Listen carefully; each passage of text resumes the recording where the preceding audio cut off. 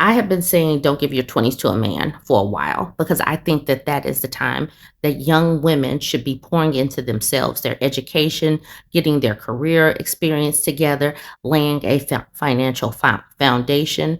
And we have seen what happens on the other side when a woman does give their 20s to a man.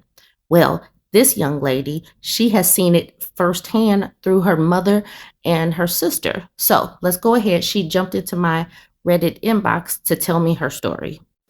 She says, buckle up because this will be a long one. I, 19-year-old woman, have been getting more and more into feminism these past 9 months. This includes decentering men and becoming more aware of manipulation and red flags in the early stages of dating. Once you see it, you cannot unsee it. And this is the reason why I'd say talk to your teenagers because you need them to be able to see these things. This is also how I came across your page. Almost the moment I turned 18, I made a bunch of accounts on dating apps, Hinge, Tinder, etc. But after 3 months, I still hadn't found anyone I had a truly good feeling about or even been on a first date.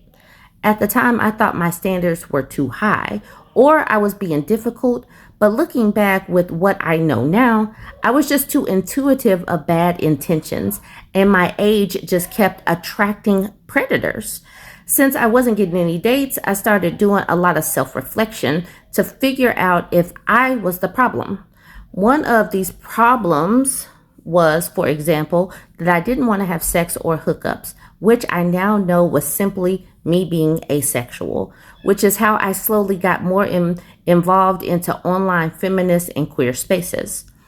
As I learned about 4B and the tragedy of straight relationships, married single mom, girlfriend or wife appliance, entitled husbands, etc., I started applying my knowledge to real life and realized my mom and sister are both in a situation like this, but at different stages. My mom married extremely young at 22 and had her first child, my sister, at 24, then me at 27.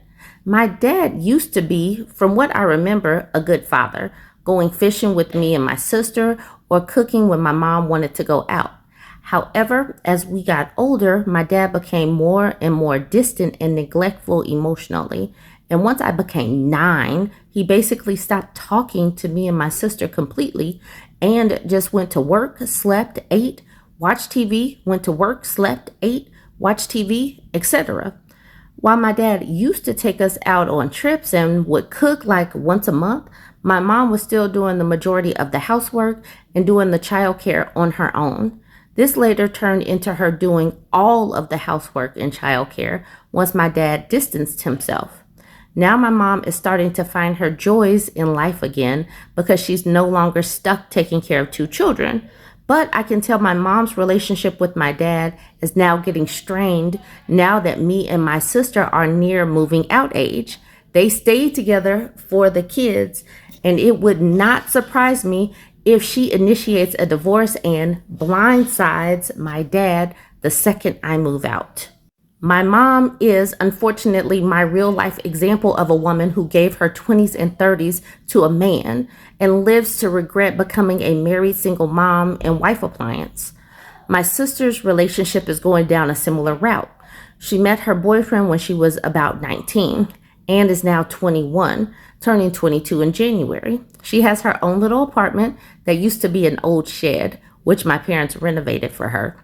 Since she basically lives in our parents' backyard, she doesn't have to pay rent, but she does have to pay for her own groceries and water and electricity bill. Her boyfriend lives with her, also for free, but according to my sister, he helps pay for groceries and dates. My sister does all the cooking, cleaning, grocery shopping, etc.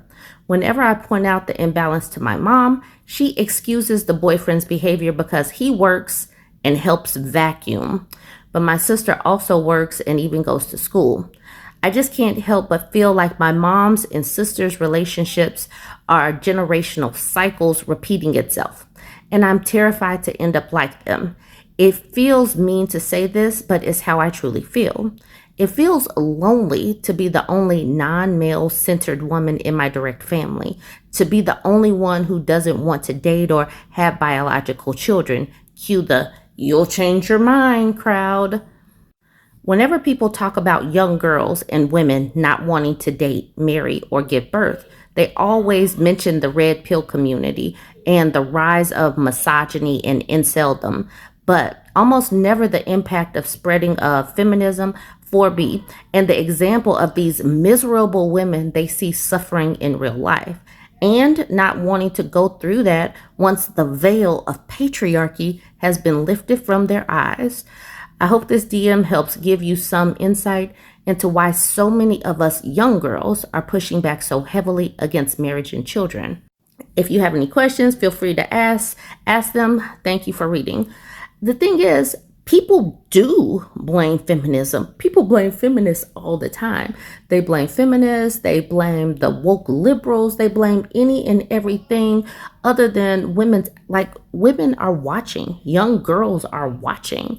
Y'all have eyes. Women can see things, and they see these relationships, and these relationships are their anti examples or whatnot. It's like these are the things that I do not want in life.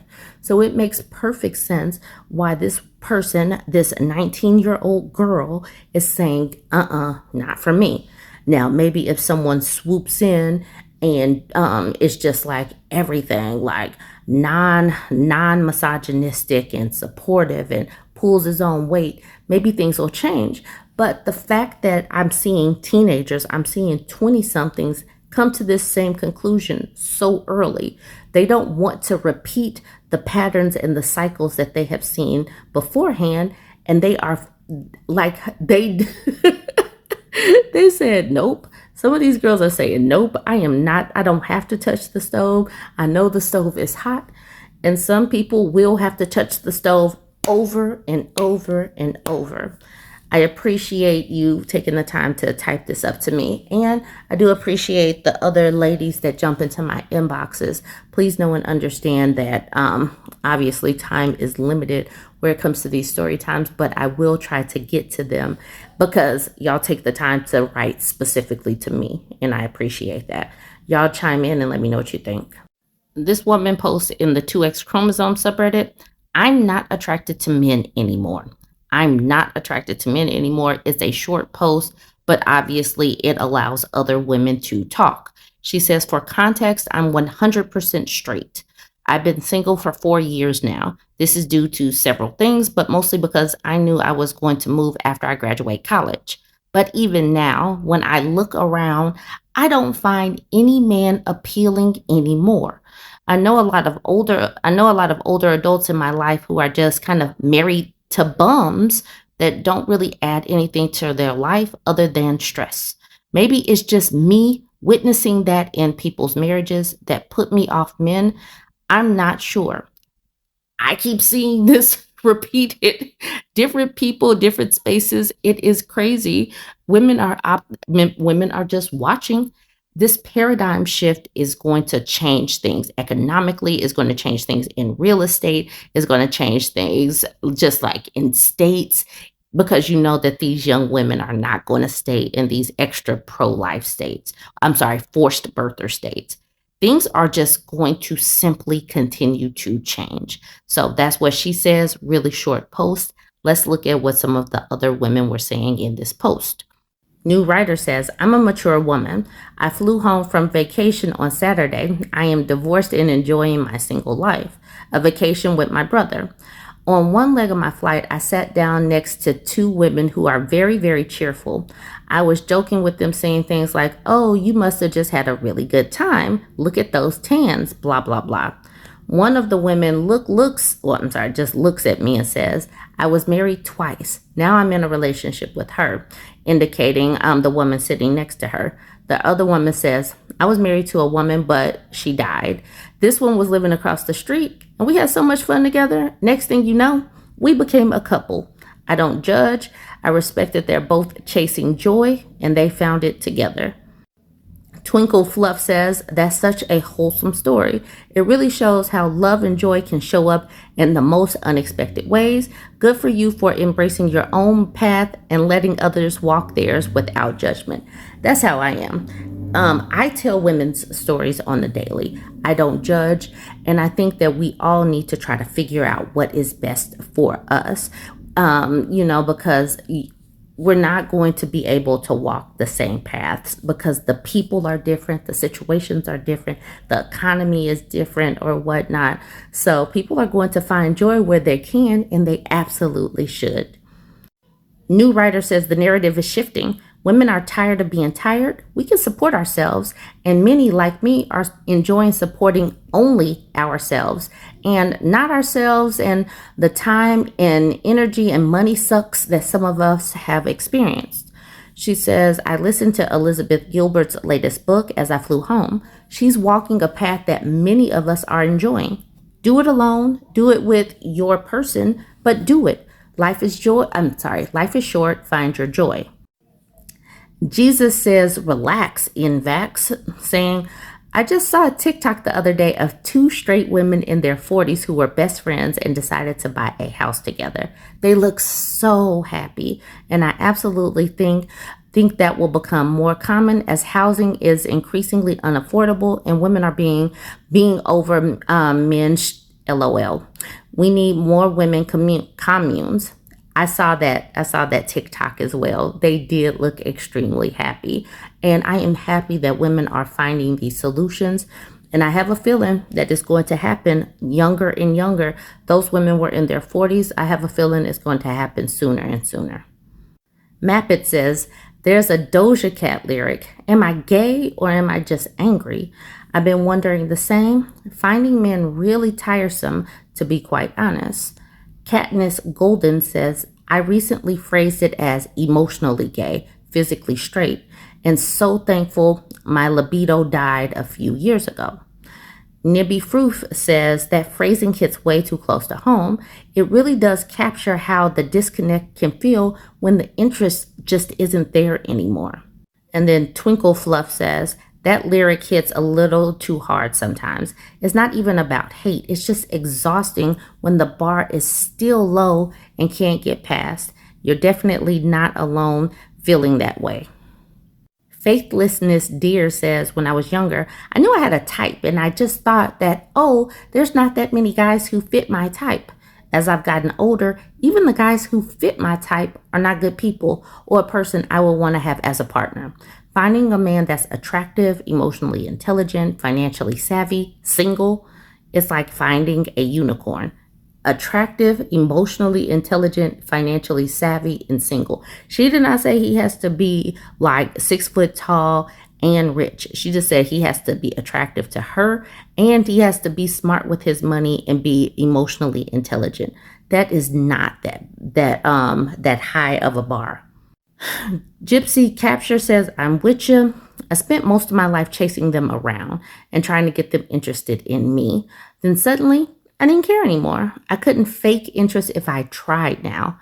Maybe it's hormones, maybe it's being jaded, maybe I'm just over it and have bigger fish to fry. I don't care. Or she just said, don't care. Smile Cat Coconut says, well said. For me, it was just realizing the goddamn cost of trying to sing and dance for them. My entire being has been saying, oh, hell no. Medium Biggie Small says, men are exhausting. They are entitled on a constant power trip and just take. Being in a relationship with men is almost always a net loss for women and a net gain for men. And now we have a man. We will return after a brief mansplanation. Keep in mind we're in the 2X chromosome subreddit, but now we have Kidus saying, funny, incels say the same thing about women. Crazy how you two have so much in common. You can see he's being downvoted to hell right now, but women are saying that they are pulling themselves out. Incels are involuntarily celibate. These women are voluntarily celibate. And that's what Luna Del Sol says at the bottom. You should consider what the word incel itself means. The only thing in common is being annoyed with the other gender. But women in this sub seek to stay away. while incels hate that they can't have access to our bodies. Also, even if I avoid men, I don't wish them harm or even for their rights to be taken away. I still see them as people. And then the man. If incels and misandrists, because obviously these women are just misandrists, oh my God. If incels and misandrists actually stayed away from each other, then no one would complain. They have a lot more in common if you pay attention. Women are staying away. Yes, people do still complain. He says they have a lot more in common if you pay attention. Both complain about entitlement and vanity from the other gender without taking any accountability for their poopy selection process. Instead of blaming a whole gender for your toxic D-addiction, pick better, be better. You know what? This is the reason why I don't like it when these men jump into my comment section, because what did he bring to this except saying choose better? That is so boring. But okay. All right. I'll finish up with this. Coachy Science says, bruh, I want a life partner sometimes. Then I remember I can't think of one single couple that I know that seems happy. The guys all seem draining with drama, addictions, cheating, etc. Every man I've ever dated was the same too. At 33, it just seems like a hoax. Yikes at this person responding to her saying, crazy, the issue must be everyone else that exists and has existed but not you. It must be true. The men are out to get you and ruin your life. These dudes are not happy with the fact that women are just pulling away. They want to try to shame women, but even these comments are not going to push women back into wanting a relationship. I think it's over. I think they have just gone too far. I think women have seen too much, even if they haven't been in a relationship. But I do want y'all to join the conversation and let me know what you think of this. Don't forget to like, comment, and share.